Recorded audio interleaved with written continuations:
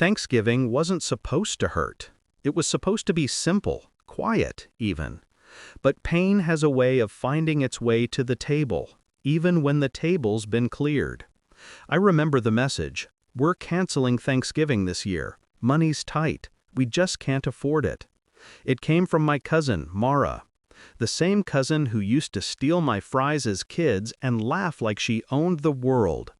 The same cousin I helped through a divorce, let crash at my apartment for months rent-free, and covered bills for when she was between jobs. I told her I understood. Told her work had been piling up anyway, that I'd just spend the evening at the office, catch up on things. She replied with a heart emoji. That was it. I didn't know it then, but that tiny red heart would be the last thing she'd ever send me that didn't come with guilt. I stayed late that night, alone in the dull hum of fluorescent light. The city outside was dark and wet, rain streaking across glass like fingerprints. Around 10, I packed up, made coffee at home, and scrolled through emails. Then her story popped up. Mara, her kitchen glowing gold, turkey glistening, crystal glasses, stuffing, pies, mashed potatoes, the whole performance. A caption read, "Family means everything. So grateful for tonight. Yellow." Everyone was there. My mother, my brother, even the uncle who hasn't left his recliner in 3 years. 20 people, laughing, toasting. Everyone except me. I stared at that story until the screen dimmed. Then I put my phone face down. Silence. That was the moment the switch flipped. See, betrayal doesn't always scream. Sometimes it whispers with a smile, covered in gravy and good lighting. I didn't cry, didn't call, didn't even let them know I saw. I just started watching. Over the next few days, I noticed little things: new handbags, weekend trips, group dinners. Mara's posts were full of them. So blessed, making memories. Couldn't do it without family. Family. That word started to taste like metal. Then, 3 weeks later, the text came. "Mom, hey honey, can you cover $2,800 for the mortgage this month? Things are tight again." No explanation, no apology. Just expectation. I stared at the message. The same people who couldn't afford Thanksgiving had money for decorations, fine wine, and Instagram captions, but not for their own bills.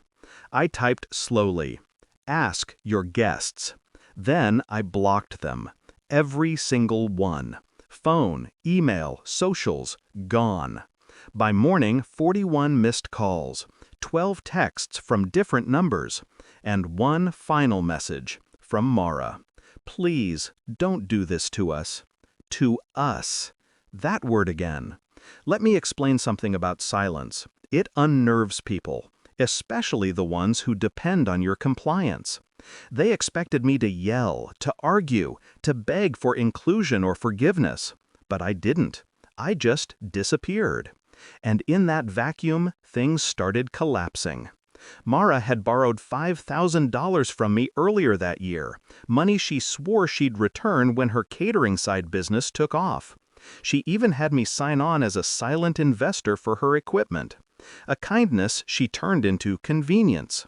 So I pulled the contract from my files, every digital trace, every invoice. She'd signed them all. The business license was under my name, the assets tied to my tax record. She'd never bothered to change it. Her side business wasn't hers. It was mine. And when her next big order came in, a corporate catering deal worth nearly 10 grand, I simply forwarded the invoice to the client with one polite note: "Please make payment directly to the registered business owner to avoid legal complications." They did. Mara found out 2 days later. She called from an unknown number. I let it ring. Then picked up on the 4th try. "Why are you doing this?" she asked. Her voice cracked like glass. I stayed calm. "You lied. It was one dinner. You're being insane." "One dinner?" I repeated softly. "You built a feast on my money, my time, my silence. Then you made a spectacle of it. I said we couldn't afford it because Mom didn't want to hurt your feelings. I almost laughed. You hurt them anyway.